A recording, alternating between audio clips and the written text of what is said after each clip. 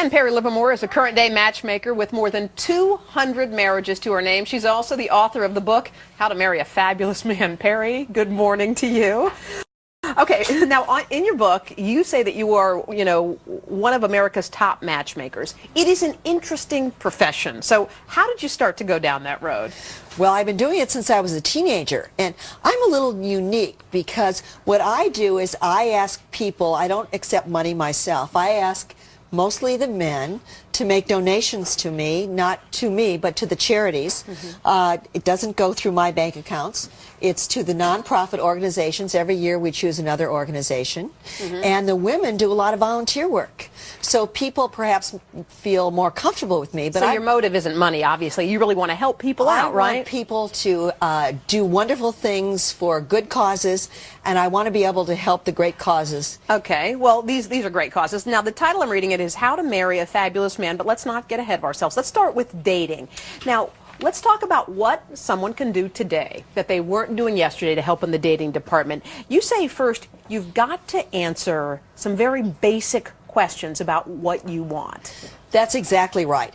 If you can't name it, you can't claim it. A woman has got to find out what she really wants and what she's looking for. The best way to do that is to sit and write a list of everything you want in a man, everything you'd like to have, and then cut it down to about 10 and then finally to 3. And if you meet a man who doesn't have those particular things that you want, those 3 qualities, even if he looks like Brad Pitt, you've got to throw that fish out. Yeah, because it's not enough really, because sometimes people want everything on their list. And I think that's the important part about this tip is you can't have everything, you can have a few of those things. Pick those things that are the most important, right? That's right. Okay. Now, you say men are visual. Okay, so does that mean we're supposed to be wearing skin-tight kind of hoochie-coochie things, or what does that mean exactly? No, I say let him see what you got, but don't let him have it. That's what Gypsy Rosalie said, and I think it's true. You wear something that shows the form, not necessarily the flesh. But remember, Eleanor Roosevelt said, you never get a second chance to make a first impression. Right.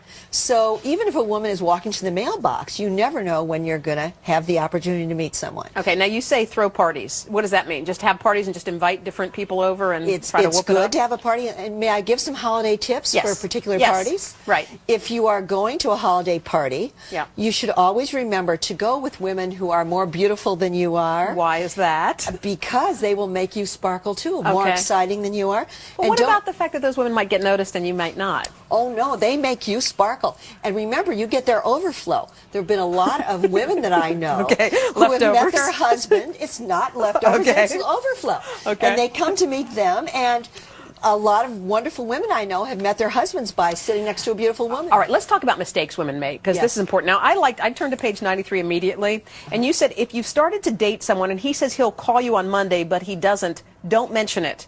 If you do, he'll realize how much you care from him, and you'll lose all the power. So you shouldn't say, like, hey, I thought you were going to call. Women should not qualify these things. You should not give away your power. If you do, they will realize, as I said, how much you care about them. And you want them to wonder about whether or not you have feelings for them. Right. Remember, it's the men who do the chasing. They want to chase, let them. But the women do the choosing. Okay. You get to choose. So if you're asking him all the questions, let's pretend, and he's not reciprocating, he's not asking you about your family or what you're doing, is that a big red flag? Oh, no, that's true. It's a bitter recipe to swallow, and you have that for the rest of your life. But you must ask him questions. It's important. What I'm saying is don't ask him questions like, when you first start dating him, does he want to get married? Does he want to have a baby? He will leave skid marks. Right. Okay, but let's pretend you've been dating someone for a year, and he has not popped the question. You don't want to offer an ultimatum, but you want to know, like, what is up? What should you do? All right. You do offer an ultimatum. In fact, there's a way to do it. In fact, I'm famous for my ultimatum. Okay, how do you do it? Okay, it's called the velvet hammer. And the velvet is in your approach, and the hammer is in your resolve. In fact, I have married off hundreds of women with the velvet hammer. So tell me the exact way to do it. The way to do it is you don't talk about marriage for a year's time. In fact, particularly if a man has been a bachelor for a long time or if he's divorced, you don't mention marriage.